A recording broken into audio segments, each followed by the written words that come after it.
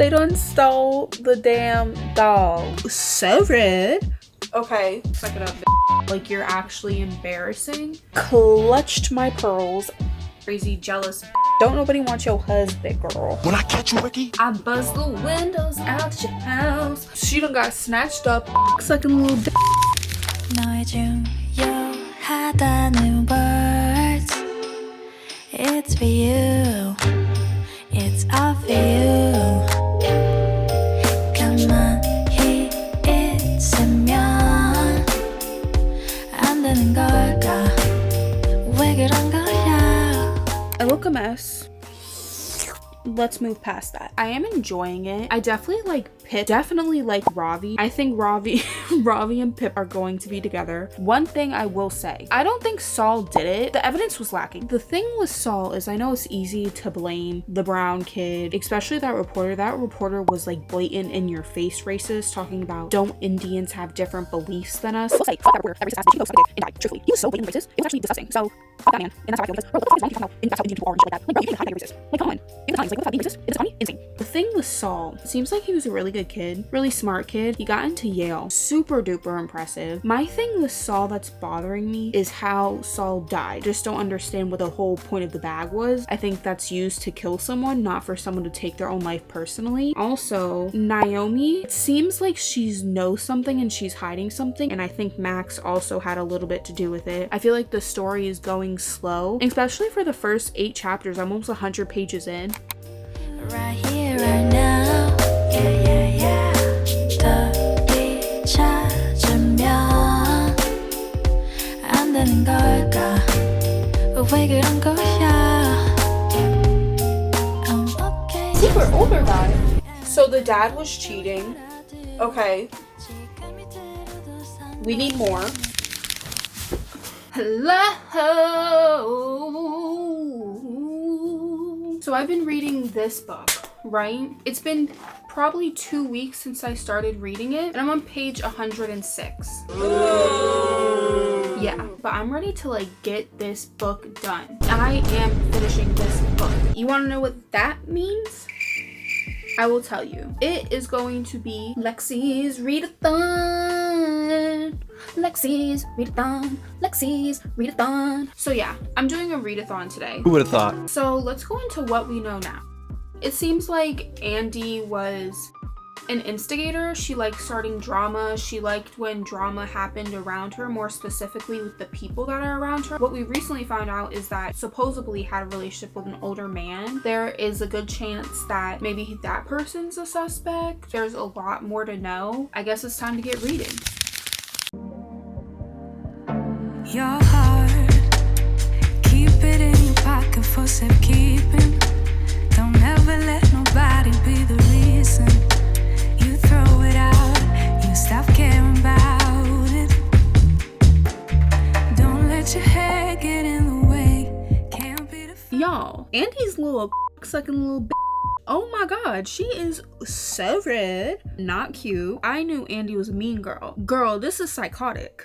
This is sociopathic. This is insane. This one girl, Nat, was a pretty blonde girl. She was just like Andy, okay? She was just living her little pretty skinny white girl life. Do you, boo? That's your life, live it, okay? Andy started rumors that her family was incestuous. Girl, incest? Girl, that's where it started. Then she went as far as to say she watched people change in dressing rooms and would, you know, do a little thing while watching people undress. Girl, Woman was too stunned to speak. that is like so far past bullying. That is cruel. I'm gonna be honest with y'all. There are way too many suspects right now. We have 1, 2, 3, 4, 5 different suspects. I just think that maybe there's like way too many suspects at this point.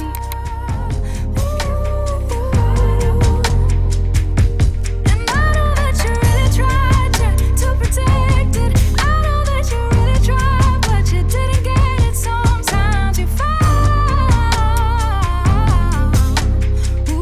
They went to to the inn where Andy went with secret older guy. Do we know who secret older guy is? No. I'm not gonna lie. When the older lady who owns the inn was like, oh no, I saw her a few weeks ago, I went, oh, I clutched my pearls. Turns out she had Alzheimer's, which is sad. In here, unlock it.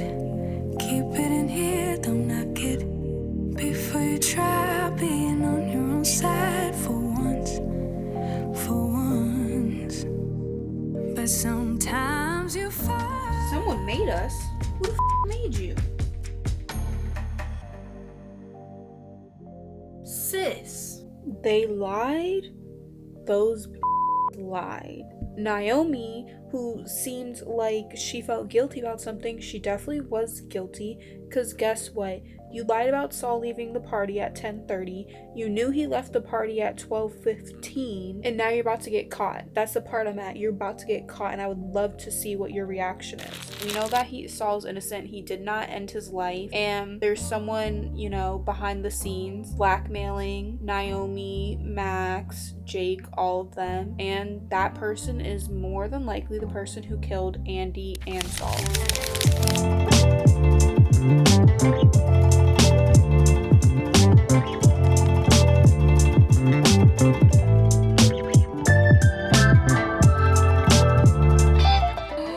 Oh my god, they are so cute!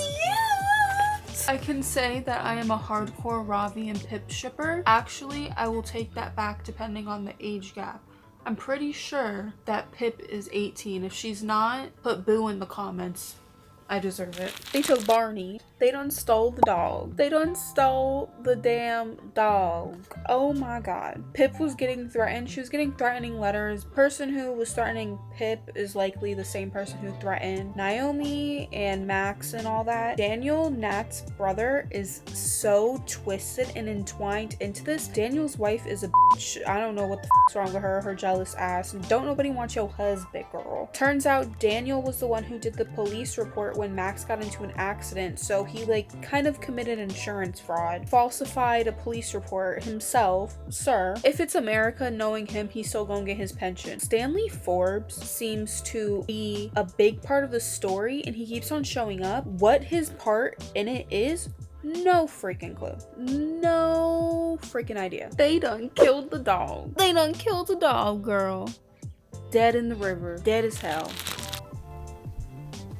I don't even know what to say. So Pip's been getting these printed letters. She thought it was Naomi. Naomi broke her phone, and she had a temporary phone, and the phone number matched the number that was in Andy's planner. Pip's at Naomi and Kara's house. Pip's like, oh yeah, it's so great that you're able to use your old number. And like Andy was like, oh no, like thankfully Kara found this old Sims card in the bottom of our father's drawer. Excuse me, what?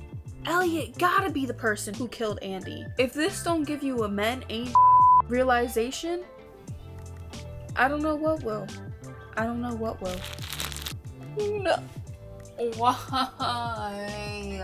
Why would she do that? I'm getting a headache. This 17-year-old petite little girl is going to the house that she thinks someone's been held captive, where, you know, the murderer or the kidnapper could show up at any moment.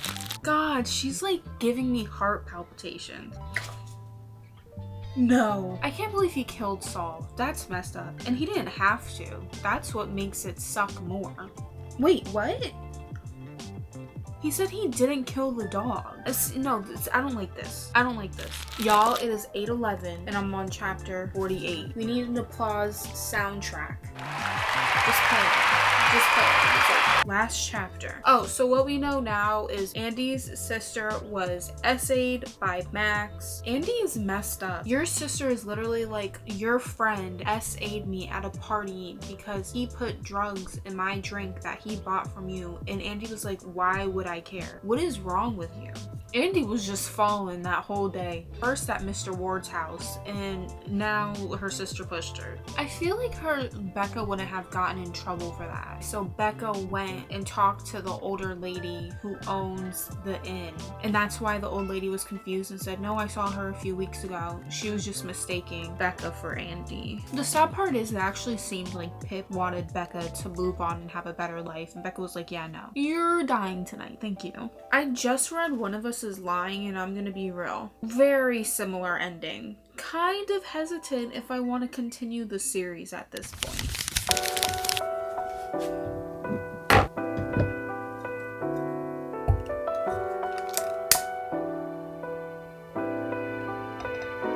겨울이 오길 기다리는 아이처럼 내 맘에 널 그려 포근했던 나의 온기 눈을 닮았어. I'm starting to think people like the series not because of the first book, but because of books 2 and 3. Because I could say book 2 is already moving way faster. I'm zooming through this. I'm averaging, like, since I am timing myself because I'm a freaking nerd, I'm averaging like less than a minute a page right now because I am just truthfully loving it. I'm actually excited. I'm so excited to see how this book is gonna go.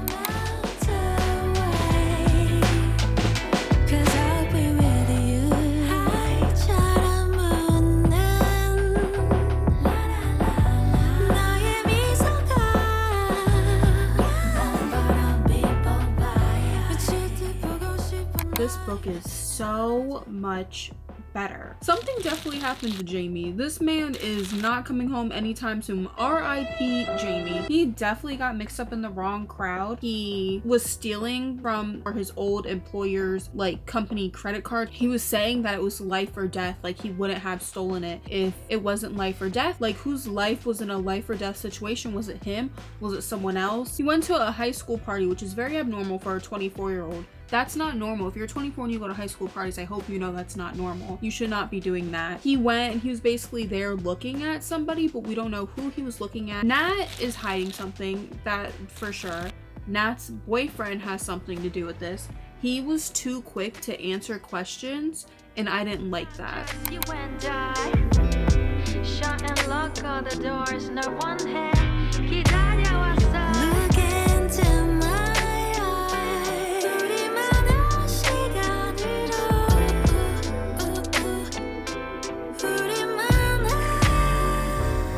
I have a friend who decided to join me. I already ate lunch. I had soup. Wasn't that good. That's besides the point though. Jamie's been going through it. He's been going through something emotionally. He was in a relationship with someone online named Layla. When I catch you, Layla. Ricky! When I catch you, Ricky! I catch you. When I catch you, Ricky! It's gonna be on site. She catfished Jamie and she catfished Mr. Clark, which is like the new teacher. It used to be Mr. Ward, but we all know where Mr. Ward went. Right to jail. This wasn't relevant in the beginning, but they did find a watch in Jamie's room, which kind of seemed a little weird because it was a woman's watch. The mom thought it was for Nat. It wasn't for Nat because Nat is definitely, she's an ankle monitor type of girl. She ain't no fancy watch type of girl. Jamie stole the watch from one of Pip's neighbors and they have video proof that he stole the watch. There's been some consistent things. One, Jamie's been out of it. He's been very aggressive. He's been very secretive. And truthfully, he's very scared. He's been stealing. He tried to steal from the company he worked at and he literally broke into someone's house and stole a watch. A third thing that we do know is Jamie was talking to someone. The person he was talking to was Layla. Layla is actually not Layla. I'm getting excited, but also like a little scared. I can't be home alone tonight because I'm getting a little freaked out.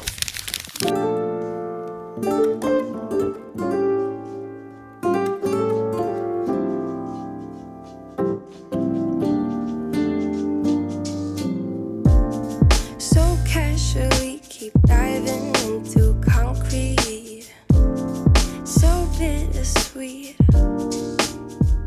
But here's what we know so far. They found the knife. Also, Daniel De Silva was definitely talking to Layla, which is probably why his wife is a crazy, jealous bitch. because her husband cheats on her all the time. This is way more serious than a little podcast thing. Like, this kid is missing. It's been 6 days and he's more than likely dead. They found out that one of the drug dealers said somebody owed him $900 and now he's out of $900. And it turns out Jamie was actually fighting with his dad the day he went missing because he needed $900. Jamie got in with the bad crowd, I guess, and he owes a drug dealer $900, which is, again, not something that you want to do. And also turns out that more than likely the guy that he owes the $900 for is Nat's current boyfriend. I think his name is Luke. Going back to the first book with Max, he was found not guilty. I would like to say that was shocking, but it kind of really wasn't shocking at all. You know, he's rich and white, which means he faces no consequences in this country we call the United States of America. Update, coming back. Pip decided to post the recording of Max admitting to Becca. I like this Pip. Like, she's bout it. There's no denying the fact that she's bout it. Yeah, maybe Max won his court case, but when you lose in public opinion, it doesn't matter guilty or not guilty in a courtroom, public opinion means more than anything. And when you lose that, there's really no coming back from that majority of the time. I think Daniel De Silva is actually... What the fuck is her name? Is actually Layla. That's how I feel. And Pip, that girl said, I bust the windows out your house. She busted out all the windows of Max's house. She wrote, essayist, I will get you. Period. So Jamie went to meet up with Luke and said Child Broomstick. That's what he thought. But he said Child Brunswick. Child Brunswick was basically like, his dad was a serial killer. He was a little kid. His dad forced him to kill people with him. What does this have to do with Fairview? Someone put in a forum that he lives in Fairview right now under a different identity. It was Stanley Forbes. Stanley Forbes was the one who gave Howie money, said I can't keep on doing this, and Howie was like, I will tell. So what you're telling me, that's what Stanley Forbes has to do with this story? Never would have thought it would have gotten here. So you're the child of a serial killer and you're racist? Weird. You have no good traits at this point. Connor and Ravi broke into Stanley's house. Stanley is Child Brunswick. He is the child of the famous serial killer. When Ravi and Connor broke into the house, they heard someone in there talking. Connor recognized the voice. It is Jamie in the house, but Jamie told them to leave. He already made a deal, and Stanley admitted that Jamie was fine and he was at the house. Jamie tried to kill Stanley? Layla lied about, she basically is saying that she has an she has a brain tumor that can't be operated on. That's easier to say. The $900 was to pay for a clinical trial. Who is Layla? Who? Who is she? I'm sitting here mad confused because I'm like, who is Charlie Green? It was Charlie Green. Charlie Green isn't the kid from... He's not the kid that was in the abandoned house smoking a joint. Green sounds like a familiar last name. Charlie Green, the neighbor? The one that just moved in, whose wife's watch was stolen? He's the one that's pointing a gun at Stanley and Pip right now? I just spit. That was disgusting. Oh my god. Charlie is Layla? His wife was helping? What? Oh, so Charlie's sister was the final victim of Stanley's father. Okay, Stanley was a child too. Like, let's be for real. What is Charlie's, like, end game though? Like, what, are you gonna kill him? Oh, that's crazy. I never knew killing someone brought someone else back to life. Wow, we have fucking Einstein over here, don't we? Charlie killed Stanley right in front of Pip. He was racist too, and I didn't like him because of that. Being racist is not cool, but a topic that I'm sensitive with is when people blame kids for what their parents do. I don't see the point as to what Charlie did, because where's your sister? She's still in the ground, the same place she was for all these years. Him doing that succeeded in absolutely freaking nothing. Sitting here blaming him for what his father did, because his father was the one who killed your sister. Like, it all goes back to one person. But you're sitting here blaming Stanley. If you're sitting here blaming Stanley, you could also blame yourself for why your sister is dead. But that's not right. It's so close-minded and disgusting.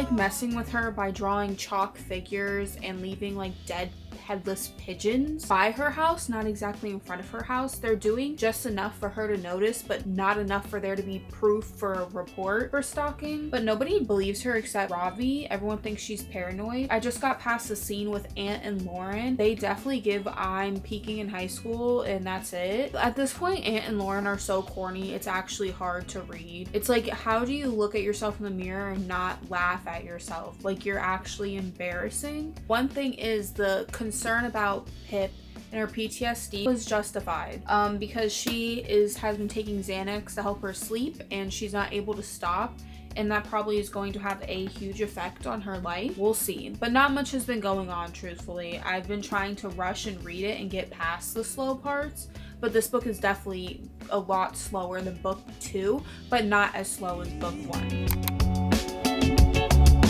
Go spread your love for the people's greater needs. Oh, yeah. Oh. We're starting to learn more about Andy in this book than we did in the first book, which is crazy because I feel like we already knew about her. She had a draft in her email basically saying she knew who this serial killer was. He was called the DT serial killer. And supposedly somebody already admitted to these murders. It looks like this guy may be innocent. Truthfully, they fully coerced this man. Like, he did not admit to anything that he wasn't already told previously, which was kind of concerning. I don't think he has the mental capacity to do 5 sophisticated murders. His mom even said he's not the sharpest tool in the sharpest tool in the shed. Going back into everything, Daniel De Silva is definitely a part of this. I don't care. I don't like him. I will say it. I don't care. Jason Bell has something to do with it. The guy, Billy, who admitted to killing these girls and confessed, he worked for Jason Bell. That's about it. Like, I feel like even the evidence wasn't as strong, but we'll see. It's definitely getting juicy, but it's so creepy. Pip finally got a no caller ID call. As she called the number, she thought it was weird how she felt like the ringing was coming close to her, and she done got snatched up and now she's in the trunk of a car. DT done kidnapped her. This is like the worst situation she's been in. This person specifically is looking for her and looking to harm her. That's what's different between all the other cases. All other cases had to do with other people and harming other people. This one has to do with her and just her. So it's a little scary. So they stopped her at the second location. The trunk opens. Pip looks up and it's Jason Bell. Like, what? This is so random. I don't know how to feel right now.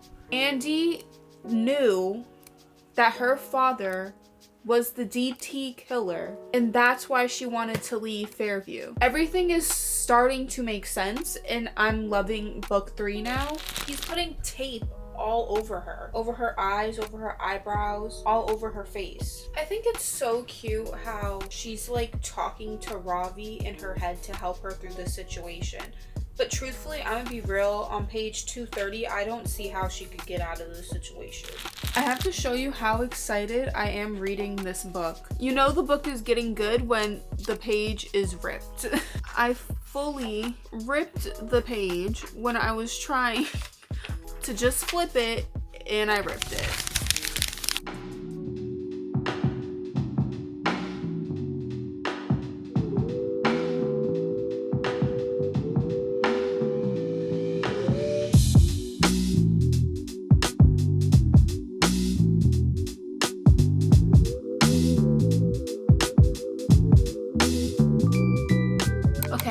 Dinner, and I was reading while I was eating my dinner because I cannot put this book down. And what's going on is Pip killed Jason Bell. The issue with how she killed Jason Bell, some may say it's the gray area of self-defense. If you had the ability to get away and you came back and attacked the person who attacked you, that's the gray area of self-defense. And nobody in town believes her because they think she's crazy because she has PTSD. She's basically going to try to pin the murder on Max, and she's getting help from Ravi, Connor, Jamie, Nat, Kara, and Naomi. One thing I said before, drop your friend. Drop your bad friends like Ant and Lauren and keep your Kara's, Naomi's, Connor's, Ravi's, keep them because they are all killing it right now. Well, not literally. I think they may have gotten Pip. Needs to go back, rewind. She finished all the things that she needs to do, help with her friends to cover up this murder. That was like a lot of chapters, to be honest, so there really wasn't much to update on. They officially found Jason Bell's body like 10 days after he was dead, so everything seems to be good as of now. The issue is that when Pip was kidnapped by Jason Bell, he actually kept her headphones and put them in his house, and she didn't know that. She thought her brother took her headphones, and they now have her officially on tape lying about the headphones and being in contact with Jason Bell.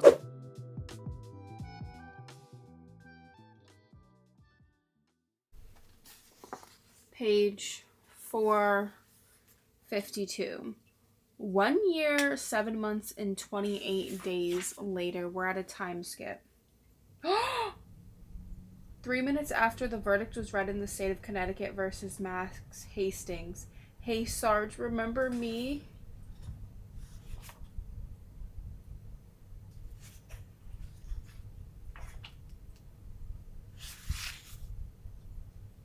He waited for her. She got away with it and Ravi waited for her. 3 minutes after the verdict was read. 3 minutes. He texted her, hey Sarge, remember me? Oh, you might get a little tear out of me, I'm not gonna lie.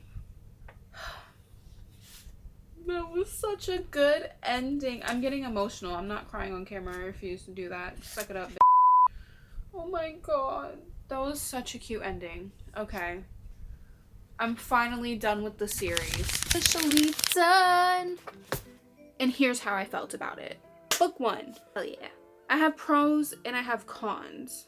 Okay, one of the biggest pros for book 1 is the fact that the author definitely set up the series to be multiple books. I will give her that. I love any author that has the ability to make a book interesting enough to the point where someone's like, I want to get the next book. I'll give her credit for that. I give credit where it is due. Also, another pro, I love Ravi and Pip's relationship. The issue is that this pro is kind of also in a way a con, because I feel like in murder mysteries the main character gets with the guy who helps her out. It's like an overused aspect of murder mysteries, but I will say it was a very good aspect. I love Ravi and Pip and I feel like they had a very good relationship and they worked well together. She really wanted to give Ravi that closure about his older brother, and I think that's great. And also, the one thing that I really do love about this book is I will always be a lover of the small town big issues trope, and I think Holly Jackson did a really good job with it. Now going on to the cons. Okay, this book was painfully slow. I understand having to introduce characters, but I just feel like a lot of the characters that were introduced, there was no point of them being introduced. They didn't really bring anything to the story, and it kind of drove me insane, truthfully. Next con. There won't be really many shocking points about book 1 if you have the ideology that the popular, like, good girls are never really good. I think that trope is kind of like overused. Anyone who's been to high school knows that usually the popular girl is probably like the worst person on this planet a majority of the time. So I feel like if you don't believe in that trope and you understand that maybe not all popular girls are good, there won't be that many shocking points. I was shocked about like how far Andy took the bullying with Nat, but I wasn't shocked that she did it. I guess technically finding out Andy is not as good as people made it seem was supposed to be like a big shocking point in the book, and it just wasn't. Here's my next con. Honestly, a lot of the characters were not even memorable. I was constantly mixing up people's names because none of the characters were truthfully interesting. They didn't do it for me. Even Pip and Ravi,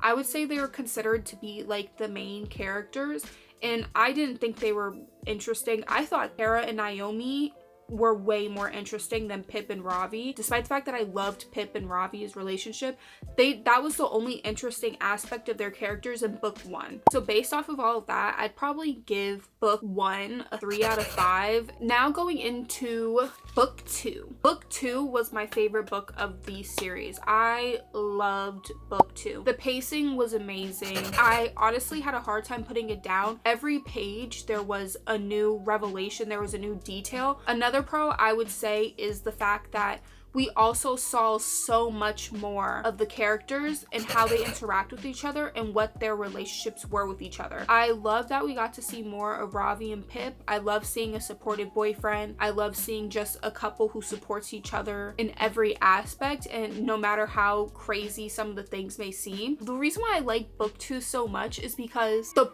ending was shocking. Like, the whole plot of the book was shocking. I would have never thought that Connor's brother going missing would have led to with someone who was in witness protection program getting murdered in the end. One of the biggest cons, and it's still like a very consistent con, the characters are still not that interesting. I feel like there's a lot of characters that have absolutely nothing to do with the story. I don't see why Ant and Lauren are in the story. I like seeing opposing opinions, but we already saw opposing opinions from other people. Daniel De Silva, I forgot the detective's name. I just feel like majority of the time their characters took up space, and that goes further into the fact that I feel like some of the characters are genuinely not needed for the story. They just take up space. I would have loved to see more of Kara and hear more from Kara. Kara literally, like, her father is a murderer and a kidnapper, and he held someone captive for quite literally 5 years. Why don't we see more of Kara? But despite the fact that I do feel that way, I still do give the book a very high rating of a 4 out of 5. I think the book was a 4 out of 5. Now on to the final book of the series, book 3. The main pros that I have for book 1 is just the concept was very interesting. We start with A Good Girl's Guide to Murder. I didn't understand what the concept of the title was. It's like a similar concept to How to Get Away with Murder. When you first watch How to Get Away with Murder, you think it's just a lawyer named Annalise who was basically saying she could make her clients get away with murder since she was a defense attorney. But it turns out when you actually go further into the series, you see that she actually gets away with murder multiple times and helps her students and her pupils get away with murder. The title is actually quite literal, and in book 3 you see it turn literal. Pip commits murder, and now she has to try to cover it up, and not only does she try to cover it up, she tries to put it on somebody else. And I'm saying try, but she was actually successful. She was actually successful with creating a guide to get away with murder. I also,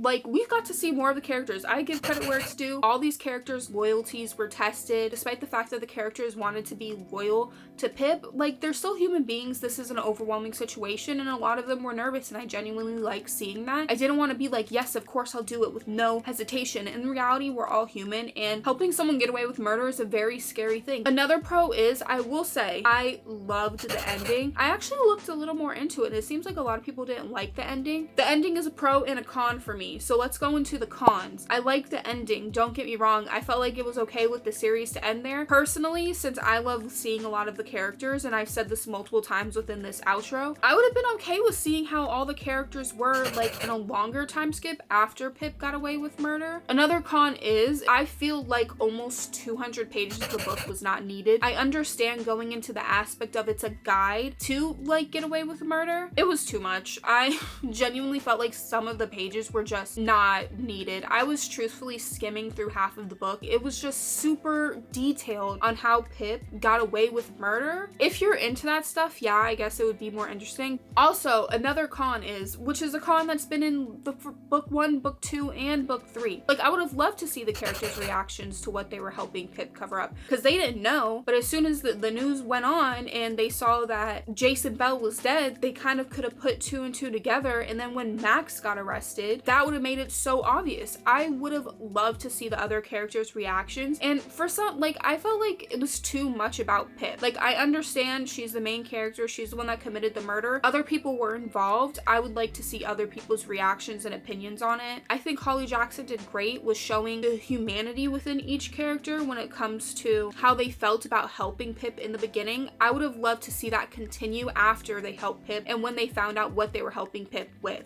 Since book 3 was just so slow, honestly, book 3 I give like a 2.5 out of 5. It just was slow. I still felt like there were characters that weren't needed, and I still felt like we didn't see enough of the characters that were such a big part of the story, and we saw a little too much of Pip. Overall, I give the series, I think let's do math here. Overall, I give the series a 3.1 out of 5. It wasn't my favorite murder mystery series. I think it was a great series though. I think a 3.15 or that's basically 3.2. I think that's pretty good. You passed. Loved book 2. I wish all 3 of the books were like book 2, but they weren't. Book 1 was truthfully in a way predictable, and book 3 was just so slow. Yeah, I feel like the rating is valid for how I felt while reading it. I hope you guys enjoyed, and I will see you guys in my next video. Bye, my lovelies.